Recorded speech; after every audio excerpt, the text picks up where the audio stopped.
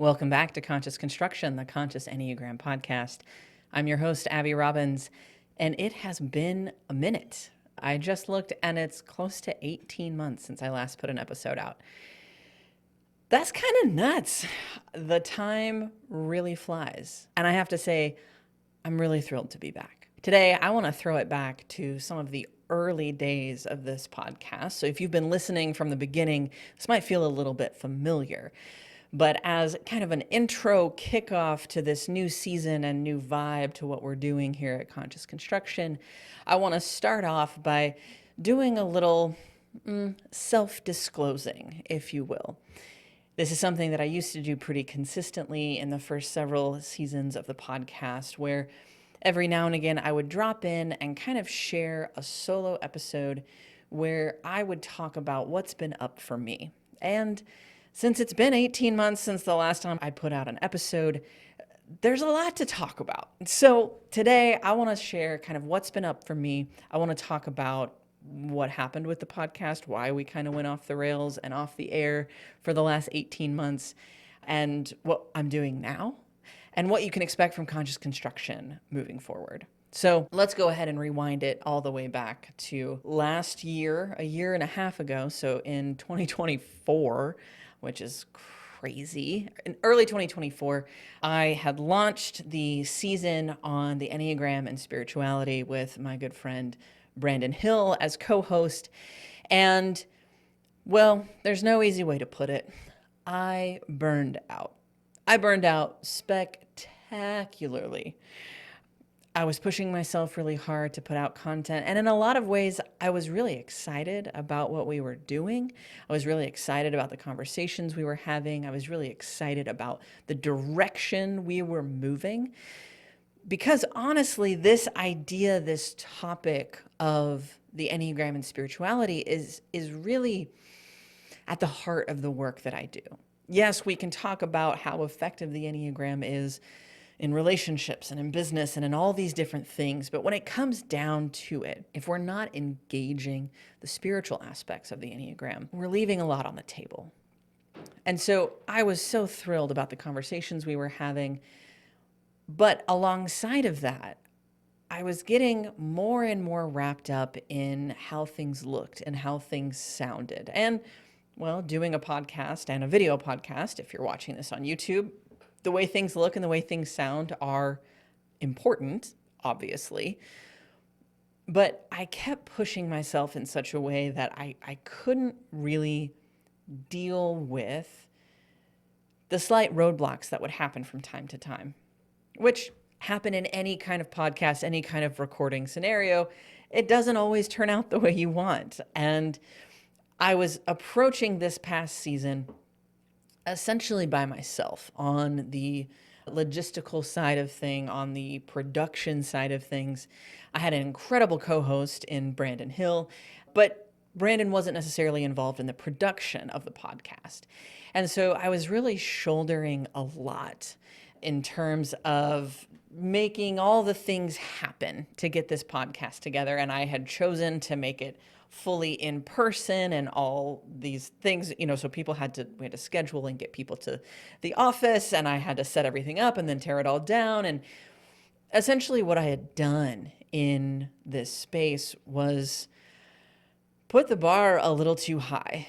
And then I pushed myself and pushed myself and pushed myself to reach that high bar. And then when I couldn't, I didn't really have the capacity to deal with that. There were a lot of other things that were kind of coming into play with that really kind of set the table that, if I'm honest, I've only really gained the understanding of in the last several months. I've been dealing a lot with this feeling of too much vulnerability in how visible I was becoming. There were a lot of ways in which the previous seasons of the podcast had seen a lot of growth. The 2 seasons that I did with Kimberly Culbertson really kicked something off, and it was really cool. And I was riding kind of high at that point when we switched over to the season on spirituality. But as that happened,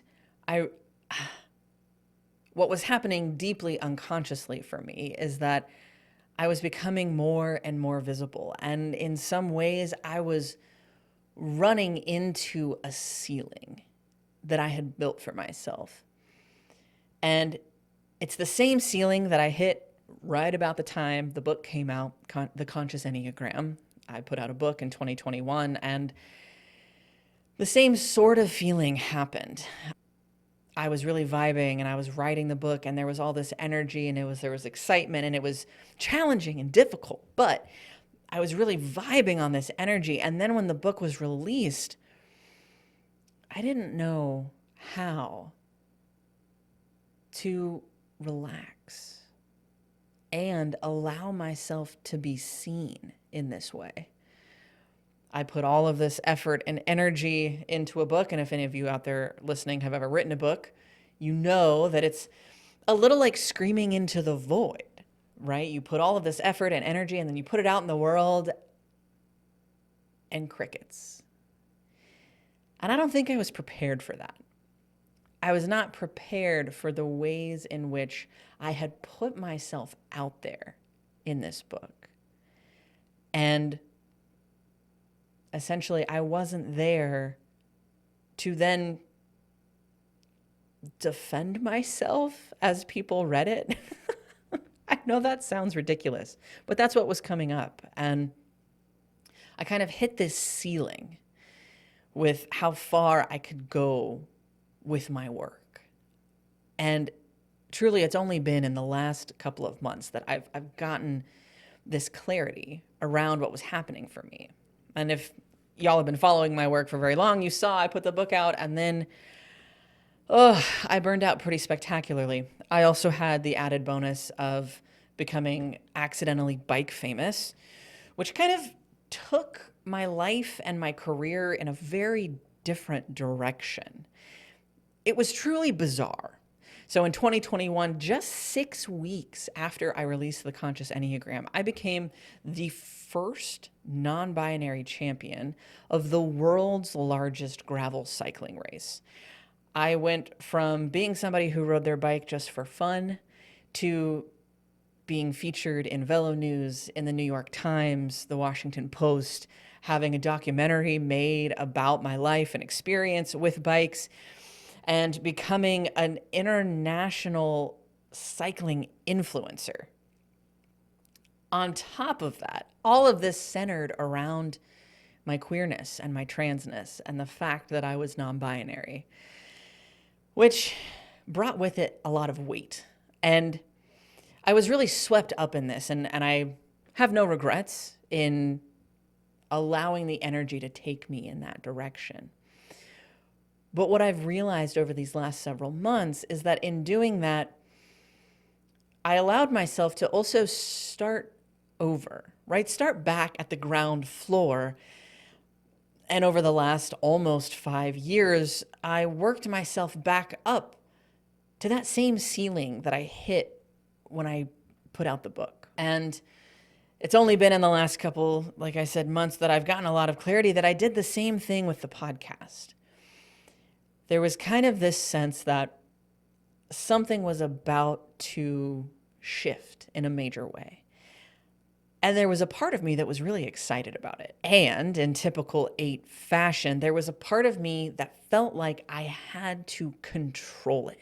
I had to manufacture it. I had to make sure that whatever this thing was that broke or expanded or shifted or changed or whatever, shifted and changed in the way that I wanted it to. And for anybody who's ever had experience working with 8s or with control freaks in general, that's not really how life plays out. And so as I was building this most recent season of the podcast, I slowly started to push up against that ceiling, and I still didn't have the capacity to move past it.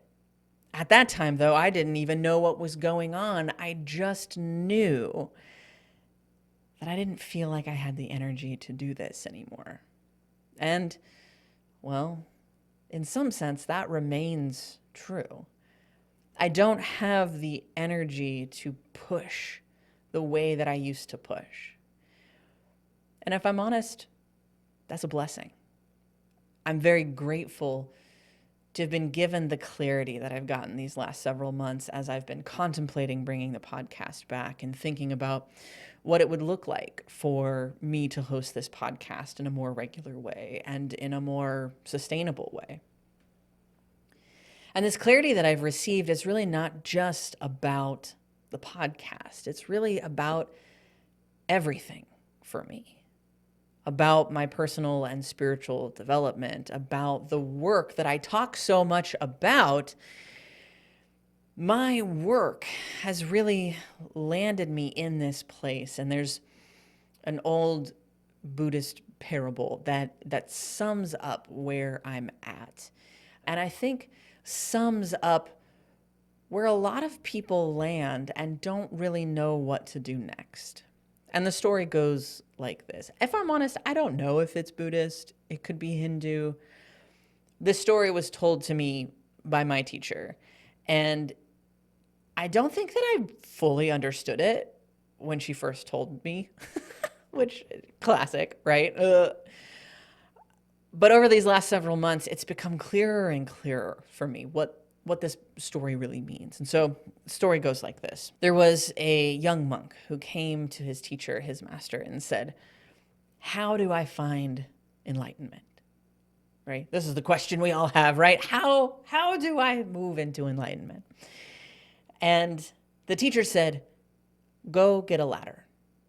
And so the student ran and got a ladder. He's like, "Make sure it's 10 feet. Got a 10-foot ladder." The student brings the ladder and the student says, "Well, what now, master?" And the teacher says, "Climb to the top of the 10-foot ladder. Climb that 10 feet. And so that seems easy enough. The student climbs the 10 feet. And he says, "What's next, teacher?" The teacher looks at him and says, "If you want to find enlightenment, climb the next 10 feet.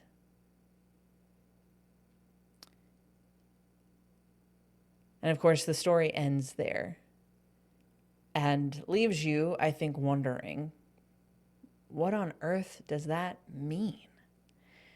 The ladder only goes 10 feet, but enlightenment is another 10 feet higher. When I first heard this story, it didn't click. It didn't click for me. I thought I had some understanding around it, but not really. Over these last several months, the moral of this story has become clearer and clearer for me. Essentially, what I've taken from this story, and it might not be the only meaning, it might not be the meaning, and you could certainly take all sorts of different meanings from it. But for me, what I've come to realize is that first 10 feet is essentially what we do in our types. As an 8, as a 4, as a 2, as a 6, whatever it is, right? Our types get us to a certain level. And then we realize that we want to go farther, but we don't know how. And this story was taught to me in the context of Kriya Yoga, which I've done a lot of writing around on my Substack, and I'll put some links to some articles about it. But essentially, it is this principle, this style of yoga, not in a physical sense, but in a spiritual sense, that says that the way that we do our work, the way that we quote unquote move towards enlightenment is through tapas, svadhyaya, and ishvara pranidhana, which translates to tapas as in action, purifying actions, right? Tapas has something to do with the fire of burning away, right? The purifying actions. So in some sense, the work that we do to work on our types. Svadhyaya, which is self-study. Svadhyaya is kind of taking action and then looking at how effective has that action been, right? Continuing to self-observe. Then depending on what school, those two things, one might come in front of the other, or they both are happening simultaneously, or it's this one and that one, and then you switch it around.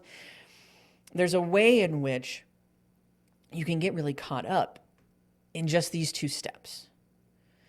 But the key to Kriya Yoga, the key to enlightenment, so the story goes, is in Ishvara Pranidhana, which is translated to mean surrender to God. Now, you could also, of course, talk about that as surrender to some other kind of higher power, surrender to your highest self, surrender to your innermost essence, etc. Right? We don't necessarily have to make it prescriptive in the sense of sky being God. But there's something about the work that we're attempting to do that requires us to surrender. That requires us to not just stop doing what we've been doing, but truly surrender ourselves, our work, our approach, our point of view to something larger, right? To something that we can't even conceptualize fully on this side of it. There's a way in which we climb up the 10-foot ladder and then we're told to climb the next 10 feet. And it sounds like gibberish. And that's where I found myself over and over and over and over again. I keep climbing that 10-foot ladder. And when I get to the top, I think, oh, I don't know what to do next. So then I climb down and I go climb another 10-foot ladder and another and another and another. And essentially that's what was happening when I left off with the podcast in 2024.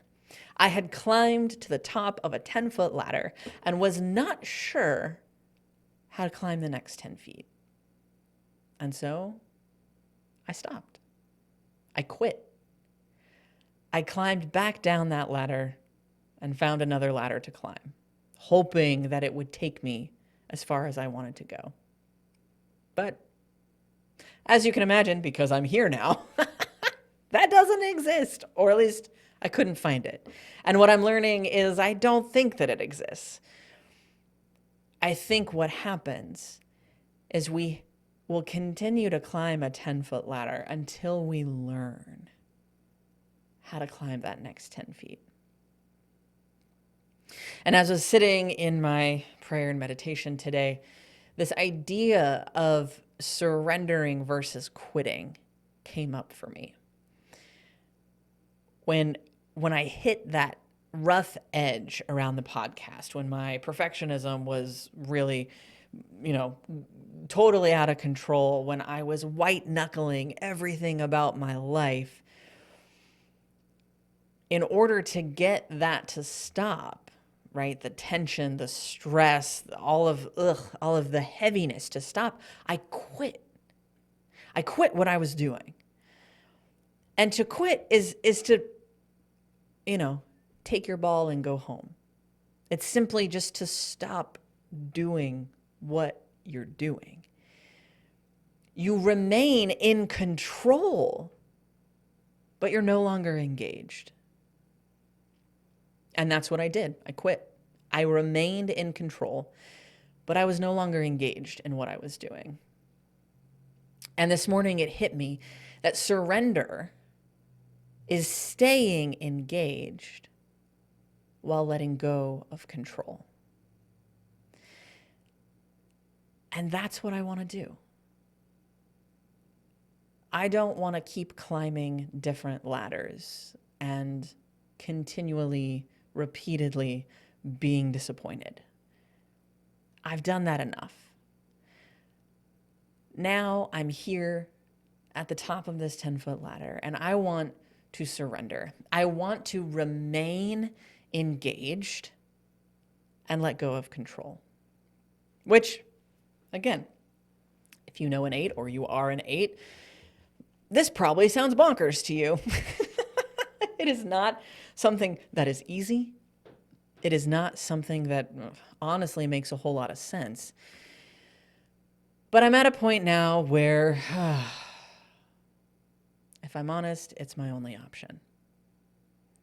I have climbed enough 10-foot ladders to know that this what we would call the unpopular proposition. This proposition is waiting for me at the top of every ladder. And it's this piece of surrender that's going to get me where I actually want to go. So when I burned out in 2014 with the podcast, I legitimately thought I would be done teaching the Enneagram altogether. The fall of 2024, I enrolled back in college in hopes of finishing my degree so that I could go get some other job.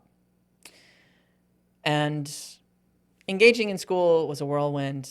Again, no regrets. I'm glad that I did it. There was so much benefit there.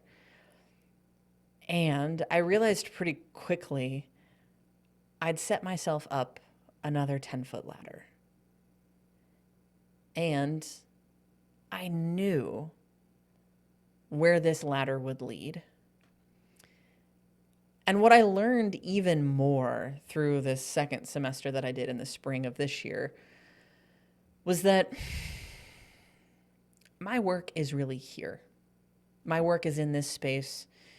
My work is as a yoga therapist and an Enneagram teacher, as a spiritual director of sorts, as a guide, a friend, a support, to walk with you, you listening, yes, even you, even if you don't actually know me, but you and others, my clients, my students, etc., is to walk with you through this work, through this journey, and offer guidance and support, to be a good coach and to be a good cheerleader, and to offer insight when it's needed,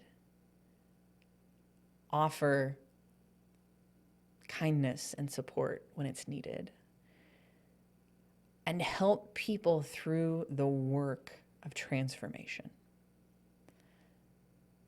That is my work. That is my calling, my dharma. It has become so clear to me over this last year and a half of once again trying to avoid this thing, right? Hitting the top of this 10-foot ladder and then making my way back down and trying to find another. It's been made so clear to me that this is where I am supposed to be. I love my job. I'm really good at my job. And my job puts me in service to something bigger than myself. And I'm so grateful that I am in a place now where I can surrender to the process that allows me to continue doing this incredible thing that I love. And part of this incredible thing that I love is this podcast. I love sharing these conversations with you. I love talking about the work that I'm doing. I love talking about the work that my clients are doing as inspiration and support for you on your journey. I love having conversations with people who are also in this work, who are on this journey, who are discovering themselves and learning to be more truly who they are, not just stuck in a box, not just stuck in a box of type or of any other kind of box that we put ourselves in, but discovering who they really are. I love this. And I think I knew that on some level, but over the last several months, as it's become clear to me that I want to refocus in this space and that I want to bring the podcast back, and I've been doing all the behind the scenes work of production and putting it all together, as I've been having these conversations, as I've been engaging in the work in this very particular way, again, I feel so lit up. I am so excited. I'm excited to be having these conversations with people. I'm excited to be creating this space where we can hear not just the surface level stories that people have about their lives, But the thing that's happening underneath, what's been the motivation for growth and development? How are you connecting spiritually? How are these things moving you to that next 10 feet? That's what I have a passion to share. And that's what I'm so excited to be doing now. As it stands, I have a handful of interviews already lined up, ready to go. And so I know that you're going to love these conversations because I have loved these conversations so much.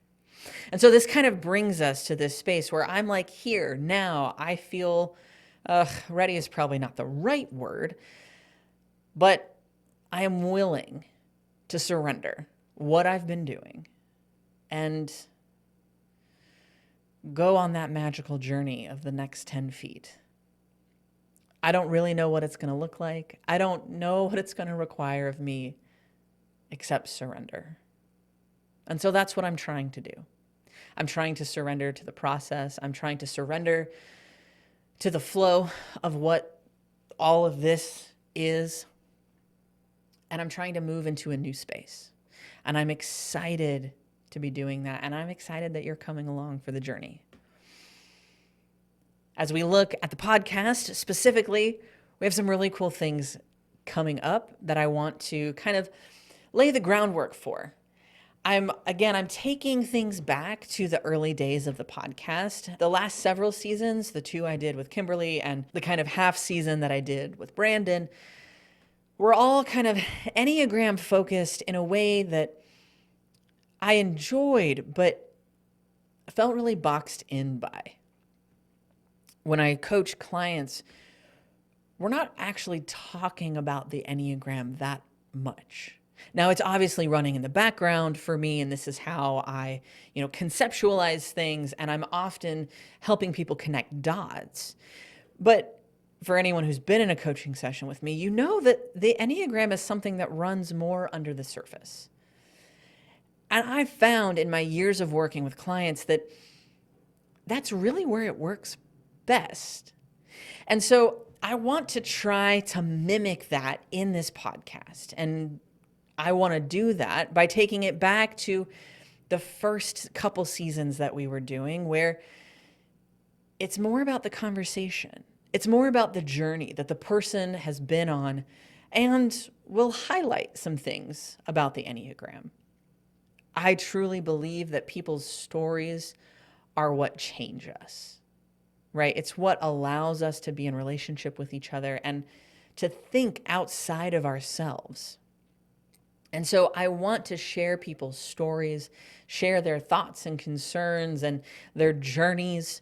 And I don't want the Enneagram to necessarily get in the way of that. And so this next season of the podcast is going to be more story and journey forward, with plenty of Enneagram sprinkled in, don't get me wrong. But the Enneagram is a map. And we study the map to go on a journey. The journey is the why. The journey is the important part. There's no point in studying a map if you're not going to go anywhere. And so I want to talk about the places we go, the ways that we go. And the Enneagram will be helpful to allow us to understand a little bit more about what's going on. But I want us to focus more on the living of it than just the learning about it. So as we move forward, I have lined up incredible interviews with world-renowned artists and musicians and Enneagram professionals and a whole slew of other kinds of people to talk about what their journey has been like, to talk about what their struggles have been, to talk about how they surrendered and what happened on the other side. I want to tell the stories of that second 10-foot climb. And yes, the Enneagram will be supportive to us in this, but it's not going to be what is forward. We're going to put the Enneagram in the right place and allow it to be the understanding that helps us conceptualize what's going on while focusing on what's really important. So I'm so thrilled to be back and be podcasting. I'm so excited to have y'all join on this journey as I surrender to the flow of whatever is coming up next. The podcast will be coming out weekly for as long as I can reasonably maintain. A big part of figuring out how to do this podcast again has been, how do I do it sustainably? I would ideally like to do a weekly podcast, and I'm not quite sure if it's sustainable, but it will be weekly for at least the next few months. And then I'll reassess and see if that's a sustainable thing for me. But I'm excited to be back and doing something more consistent. And I'm excited to be what you might call practicing my visibility, being back in the space that I know is mine to be in. And this is a big part of it. And I know that because of you, because of the response that I've had to this podcast and to the content that I create and all of the things and in all of the ways that I've been showing up in this space. Y'all have been such a big part of reaffirming for me that this is where I'm supposed to be. Now, I know I am not everyone's cup of tea. That's kind of my thing as an 8. But I'm glad that you found this podcast, and I'm glad that you are interested in going on this journey. And I hope that I can be a reliable guide as best I can. And I hope that I can offer you something that you haven't gotten from other guides or other teachers in this space. So with all of that, I'm so excited. I can't even count how many times I've said that in this podcast. I'm so thrilled to be coming back and to be in this space. And I would love it if you would take the time, if this is something interesting for you, if this is something you're excited about, to click the subscribe button, leave a rating and a review, make sure you're following, all of those things. If you're on YouTube, if you're watching the video version, like, comment, share, subscribe, all of those wonderful things. If you're listening to the audio version on your podcast player, please leave a rating and a review. That does so much to help people find this. And if you're interested, you can support what I'm doing over on my Substack. That is where so much of my energy has been going lately. You get access to a blog as well as like supporter only episodes that will be coming out. I have some really fun bonus episodes that will be released, and you will only have access to those if you're a paid subscriber on Substack. So, there's lots of ways to connect, and, I'd love to hear from you. So whether that's commenting on the YouTube video or sending me an email, connecting via Instagram or Substack or wherever else I happen to be on the internet. I'm even considering moving onto TikTok. So if you do the Clock app, maybe shoot me a message and help me, because I don't know what I'm doing. I'm too old for this. And my kids don't want to help me. So all that to say, I have some really exciting things coming up, not just with the podcast, but also with my work in general. One of the big things that I'm so thrilled to be doing in 2026 is running another year-long cohort. So the Enneagram expedition will start on January 1st. If you want more info for that, there's a link in the show notes for you to go to explore. See if this is something that is interesting to you, if it's something that you feel excited about. Essentially, in this cohort, we're going to be working together to climb that next 10 feet, to figure out whatever it is, whatever that mystical, magical thing that happens, right, that allows us to move from where we are and maybe where we've been over and over and over again to this new place of where we want to be. We'll be doing this through living out the three-legged stool that I wrote about in my book, The Conscious Enneagram, through practice, lineage, and community, engaging in our own spiritual and personal development practices, being taught by expert teachers, not just myself, but the other teachers that I have come in and guest spots throughout the year, and community, being connected to one another, offering experience, strength, and hope, sharing support and guidance and love and connection in order to as the intro of this podcast used to say, transform our world, our relationships, and ourselves. So click the link in the show notes if you want more info about that. Don't forget to like, comment, share, subscribe, all that good stuff. We have some incredible guests coming up, and I can't wait for you to check them out. And again, this is a huge thank you for sticking with the podcast, for staying subscribed if you're listening, for sharing it with a friend. I'm so excited to go on this journey with you. And until next time, don't forget to breathe.